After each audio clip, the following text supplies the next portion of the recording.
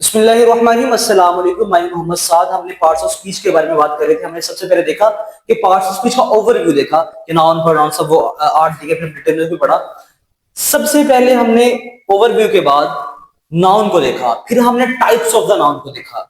आज जो हम पढ़ने वाले हैं वो है प्रोनाउन। प्रोनाउन ये दूसरी पार्ट्स ऑफ स्पीच में जिसको हमने वर्ड कैटेगराइज किया था, तो दूसरा पॉइंट है प्रोनाउन। सबसे पहले हमने ये बात की थी कि noun is a king. Noun तो भाई किंग होगा। अब प्रोनाउन क्या है? वो उसका असिस्टेंट होगा। अच्छा, मैं आपको ये बात बताता हूं। एक दफा यूनिवर्सिटी में गया, तो वहां पे जाके ना मैंने डायरेक्टर से मिलना था। तो जाके ऑफिस में चला गया। ऑफिस में वो बैठे थे, जाके मैंने बात शुरू कर दी, सारी बात कंप्लीट की। तो मुझे कहते भाई मैं तो डायरेक्टर नहीं हूँ, मैं तो असिस्टेंट डायरेक्टर हूँ। भाई इधर क्या कर रहे हो? फिर जाओ ना, फिर मेरा टाइम क्यों वेस्ट करो? दिल में ये सोचा। तो कहने लगे मैं असिस्टेंट हूँ, उनकी जगह पे बैठता हूँ, उनकी प्रॉब्लम मैं ही कुछ देखता हूँ, लेकिन वो ये आपका प्रॉब्लम वो आगे सोल्व करेंगे। तो असिस्टेंट का मतलब क्या था कि वो मेन बंदे की चेयर पे बैठे, डायरेक्टर की चेयर पे बैठे। अब ऐसे यहां भी ऐसे ही है। हमने प्रोनाउन का असिस्टेंट बोला था। असिस्टेंट किस तरह से? वो नाउन की जगह पर आएगा। किसकी जगह पे आएगा भाई? वो नाउन की जगह पे आएगा। मिसाल ले लेते हैं। Suppose that I am saying, मैं एक बात करता हूं, मेरे सामने इमरान बैठा है, इमरान के बारे में बात करता हूं। ये इमरान है, इमरान स्कूल जाता है, इमरान कॉलेज में भी आता है, इमरान अकेडमी में भी पढ़ता है, इमरान मेरे पास भी बैठा है।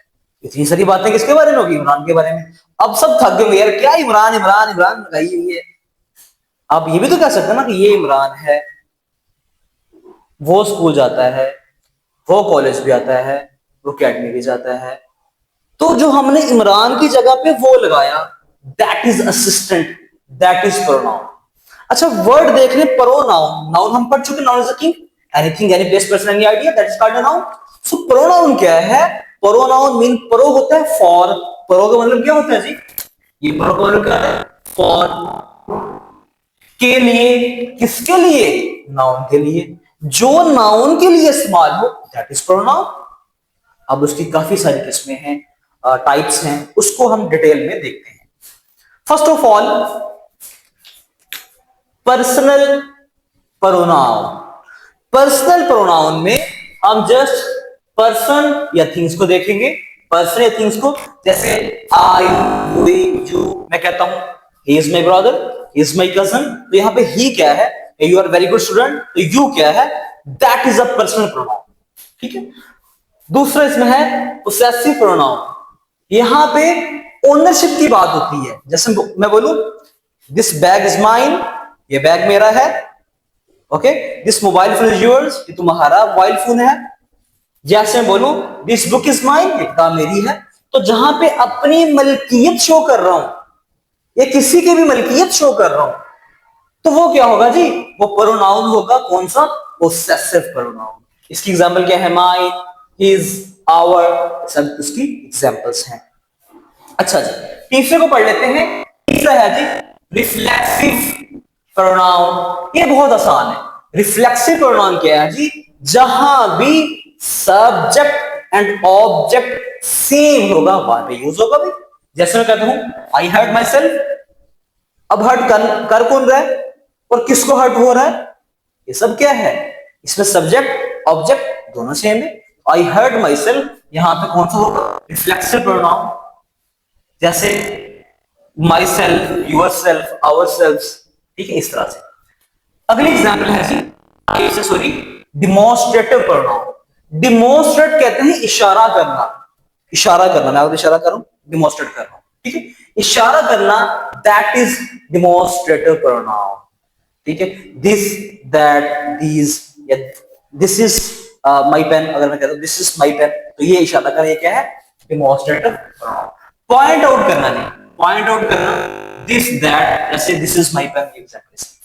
आगे है इंटेरोगेटिव प्रोनाउन। ये क्वेश्चन करने के लिए यूज होते हैं। जैसे बोलो what is your name, how are you. ये सब क्या है? ये सब क्वेश्चन कर रहा हूं। विच, व्हाट, दैट, इस तरह की सब चीजें इसमें यूज हो सकती हैं। होपफुली ये चीजें आपको क्लियर हो चुकी हैं जी। आगे बात करते हैं रिलेटिव प्रोनाउन की। रिलेटिव प्रोनाउन क्या है? जो कि दो सेंटेंसेस या क्लॉजेस को आपस में जोड़ता है। सपोज दैट देखो, the boy who is coming is my cousin, वो लड़का जो आ रहा है वो मेरा क्या है, मेरा कजन है।